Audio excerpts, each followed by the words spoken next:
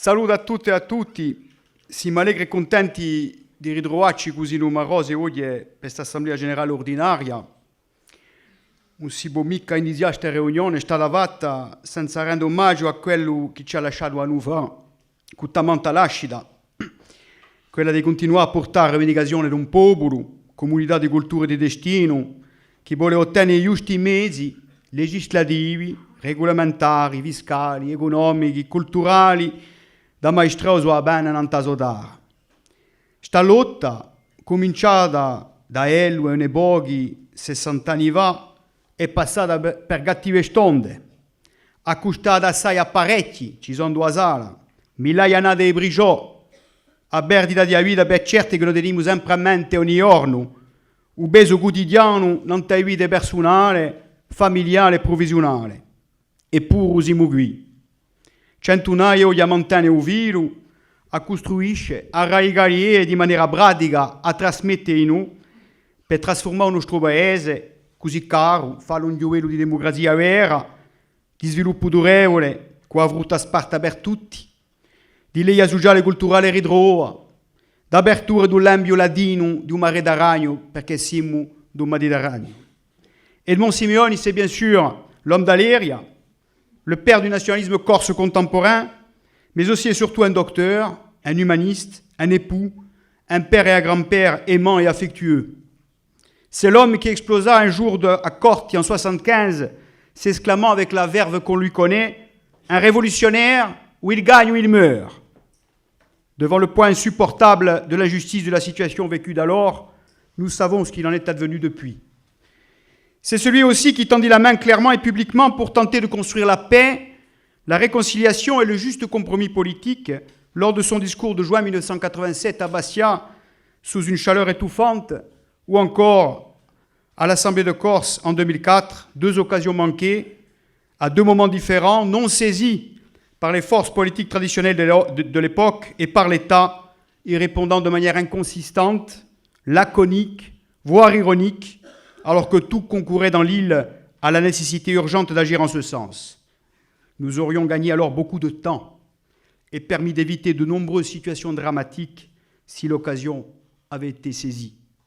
Nécessité par ailleurs toujours présente aujourd'hui, tout aussi déniée par les mêmes, surtout par le gouvernement à Paris et ses représentants en Corse, nous sommes là pour dire une fois de plus qu'il ne faut pas que l'histoire bégaye. Edmond Simeoni, c'est cette phrase centrale de son dernier discours à la Fondation Copiters en guise de testament, tel que vous l'avez vu dans la vidéo, inscrit aujourd'hui tout un symbole au fronton du bâtiment de recherche LISA d'Università di Corsica. C'est enfin une citation que j'ai pu relire de Victor Hugo qui l'usitait fréquemment pour situer les enjeux du temps historique dans lequel nous nous trouvons. Il n'est rien au monde d'aussi puissant qu'une idée dont l'heure est venue. Citation aussi bien adressée encore une fois aux jacobins, conservateurs de tout poil, qu'aux vrais aux faux amis impatients de l'instant, face aux résultats à naître des politiques mises en œuvre à la collectivité, comme si après 50 ans de règne clanique sans partage, il n'existait pas de temps de remise en ordre de la maison, de ses fondations, avant d'accélérer le rythme. Nous sommes tous ici les tenants de son héritage. Cela nous donne bien évidemment beaucoup de devoirs et de poids sur les épaules, car la tâche à accomplir reste immense et ardue. Mais à l'occasion de cette Assemblée générale, et suite au discours quelque peu révisionniste, entendu et lu à l'occasion de la venue du président de la République à Kutza, il est bon de préciser que cet héritage nous donne aussi la légitimité et la force de dire clairement que le chemin d'Edmond Simeoni, que nous avons tous emprunté avec lui depuis de nombreuses années, s'il est celui de la recherche de la paix, du juste compromis politique, de la démocratie et de la transparence, il n'a jamais été et ne sera jamais celui de reniement de ce pourquoi des femmes et des hommes se sont levés il y a près de 60 ans, la liberté. La liberté de décider des choix majeurs engageant son avenir par le peuple de cette terre, légitimement maître de lui-même, au travers d'un réel statut d'autonomie de plein droit et de plein exercice.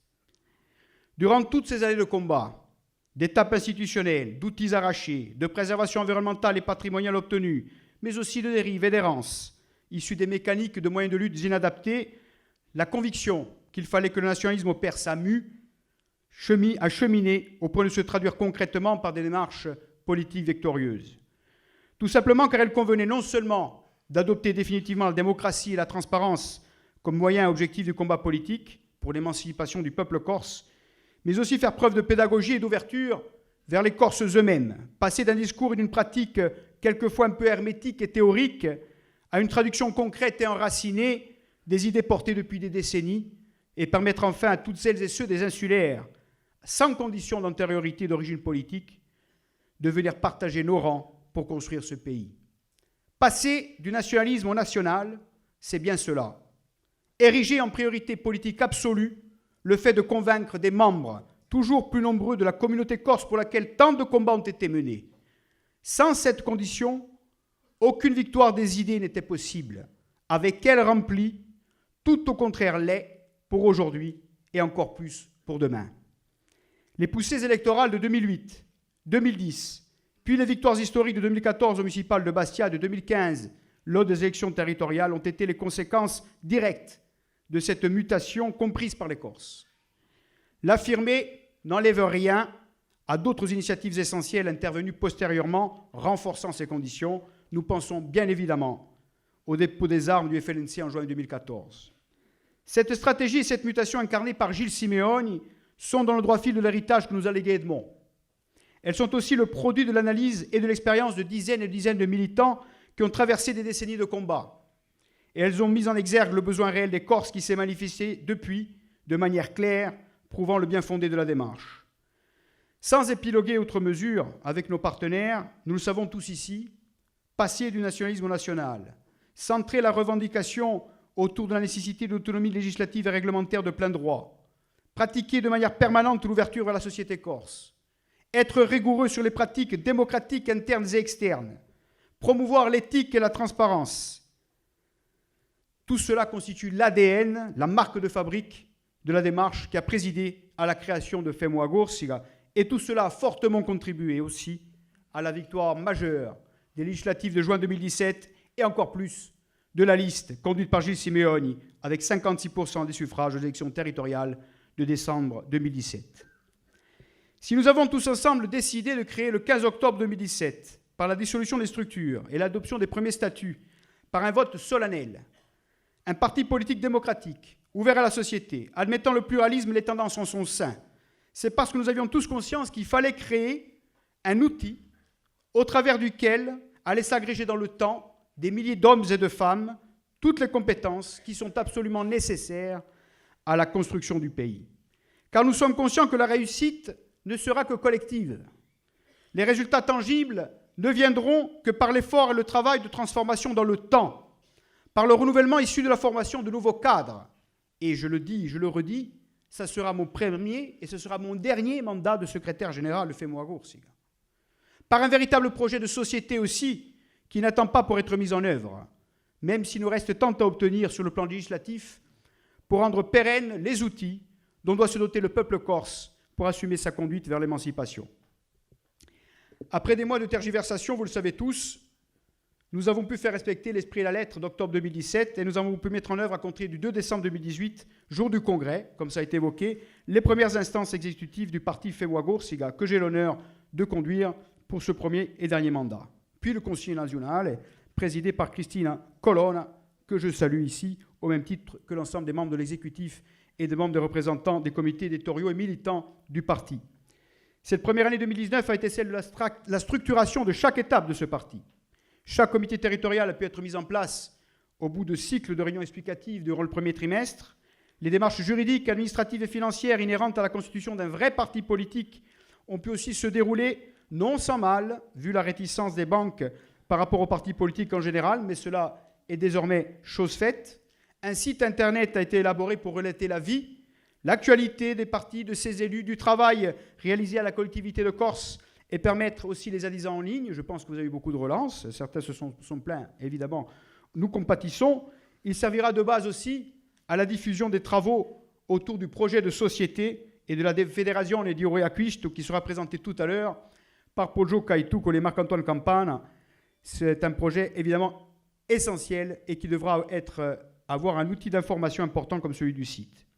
La commission projet s'est aussi réunie justement à plusieurs reprises Elle a travaillé avec des compétences et poursuit ses travaux dans l'optique de construire les fondations de ce projet de société qui doit être mûr à l'horizon de 2021 et doit continuer d'agréger des nouvelles compétences. Un premier séminaire ouvert a pu être réalisé sur l'économie circulaire, sujet prégnant et d'actualité, notamment en présence de François-Michel Lambert, député des Bouches-du-Rhône.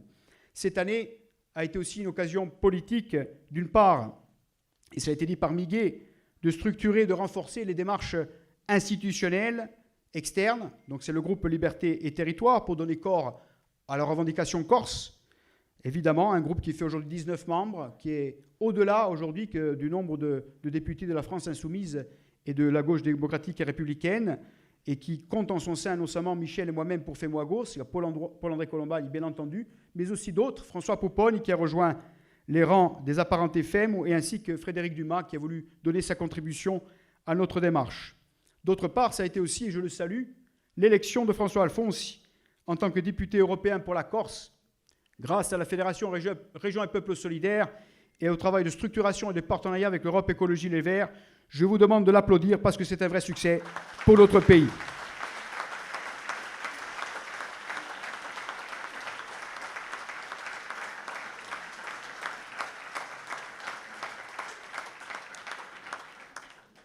Cette élection et ce travail de structuration sont essentiels à l'heure où l'Europe est en panne, à l'heure où la Corse doit aussi défendre ses intérêts. À ce niveau-là, je pense évidemment à la politique agricole commune qui est en renégociation. Je pense aussi aux questions fiscales et de foncier qui dépendent essentiellement aussi des déblocages des traités européens. Je pense aux questions des libertés fondamentales et des respects des droits démocratiques des peuples. Et là, comment ne pas penser à nos frères catalans en proie à une répression sans merci? Comment ne pas penser aussi à ce qui se passe avec le Brexit démocratiquement en Écosse, avec 56 élus sur 59, excusez-nous du peu, ainsi qu'en Irlande du Nord. Donc des évolutions évidemment qui démontrent que l'Europe bouge sur la question des peuples et des nations sans État. Cette année a été aussi enfin le raidissement de l'appareil d'État en Corse, dans la lignée de la visite du président de la République, qui se solda par une collection de perles et de poncifs, raidissement en décalage avec l'aspiration collective des insulaires et porteuse de risques avérés de déstabilisation politique de la situation dans l'île. Fais-moi Gauche, il n'a eu de cesse de dénoncer cette situation et d'avertir quant aux suites néfastes que pourrait provoquer la poursuite d'une politique de l'impasse sur les sujets posés depuis des décennies, et en particulier depuis l'accession aux responsabilités des nationalistes.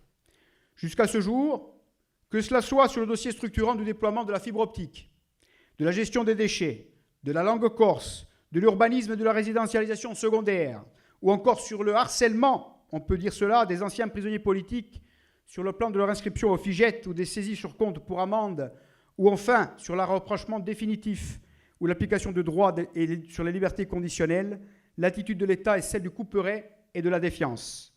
Là où le dialogue politique, sans tabou, devrait être de mise de manière permanente pour comprendre les situations et élaborer un chemin partagé. C'est cela, évidemment, que nous appelons une solution politique. Toutes nos réponses sur les causes structurelles du problème posé, toute logique choisie de pourrissement des situations, ne pourront conduire inéluctablement qu'à la reproduction des mécanismes du passé que nous avons trop connus, avec leur cohorte de conflits et de drames. C'est ce à quoi nous assistons encore aujourd'hui avec les interpellations de ces quelques jours. La Corse est à un niveau point de bascule, et il convient à compter de cette Assemblée générale de se déployer à partir des bons constats. Cela fait 4 ans que l'accession aux responsabilités nationalistes à la collectivité a eu lieu. 4 ans déjà. 4 ans à peine, pourrait-on dire, si l'on se remémore l'ensemble des situations trouvées en 2015 et l'ensemble du travail déjà accompli. Je ne vais pas tout citer, mais entre la remise en ordre des 100 millions d'euros de passifs et la relance de la politique budgétaire et d'investissement, la question de la régulation du transport maritime, la baisse tarifaire dans l'aérien, la relance d'une politique de l'intérieur et de la montagne, un plan de lutte contre la précarité, l'implant déchets adopté pour essayer d'accélérer le processus alors que nous étions dans le tout enfouissement, sans compter bien sûr le travail de fond sur la politique touristique et économique, sur la question des affaires européennes pour faire admettre la clause d'insularité, la politique agricole, etc. Et nous ne sommes finalement qu'aux 2/3 d'un premier mandat normal de collectivité territoriale. Nous n'avons pas encore fini ce premier mandat. Cette période de 2015 à 2021 est celle d'une course d'obstacles par le cumul de 4 facteurs. Un héritage lourd à gérer sur plusieurs dossiers. On l'a dit sur les transports, on l'a dit sur les déchets, on l'a dit sur les budgets, les finances, sur les ressources humaines aussi. Une période où l'on connaît un rythme d'une élection majeure à enjeu par an, ce qui pèse évidemment, naturellement, sur la conduite des responsabilités. La fusion des 3 collectivités, excusez du peu, avec des moyens réduits par l'État de manière volontaire. Et puis, bien sûr, un État pour l'heure défiant sur quasiment tous les dossiers. La période qui s'ouvre, elle, celle de 2020 et de 2021, doit être celle de la libération des énergies de ce pays pour accélérer le rythme de transformation et des résultats pour l'intérêt général de la Corse. Et bien sûr, Fais-moi Goursiga, avec d'autres, doit fortement y contribuer. Tout d'abord, par l'enracinement des idées et des projets à l'échelle des communes et des territoires intercommunaux. Oui, nombre de compétences juridiques visant à la mise en œuvre de politiques quotidiennes au service des Corses sont à cette échelle et il ne faut jamais l'oublier. Et même si aujourd'hui la collectivité de Corse influence directement par ses politiques d'aide sur tel ou tel objectif à réaliser, faute d'autonomie législative à ce jour, elle ne peut interagir de manière plus forte sur une commune ou une intercommunalité.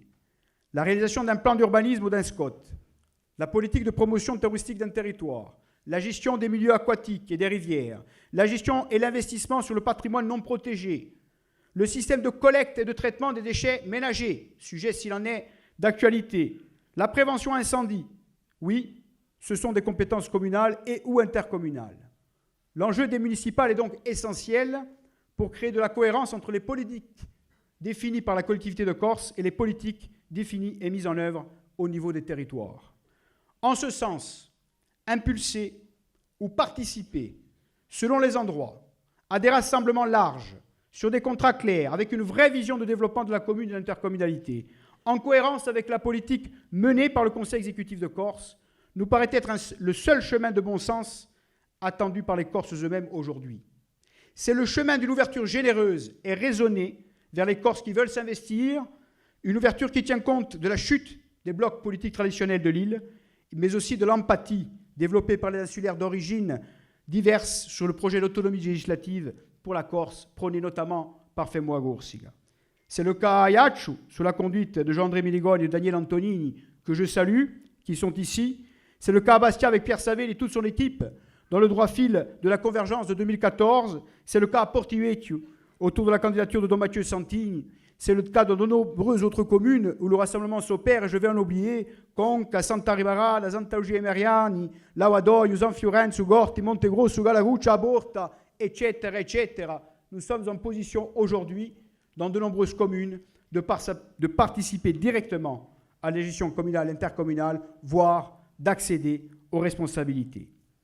Sur ce dernier point, notamment sur la question des compétences et notamment la question de l'enracinement du projet de société, il faut que l'on accélère le rythme. Il nous faut enraciner ce projet de société qui nous permet de développer une autonomie de fait dans plusieurs secteurs pour trouver des réponses de proximité et de concrètes à des sujets prégnants.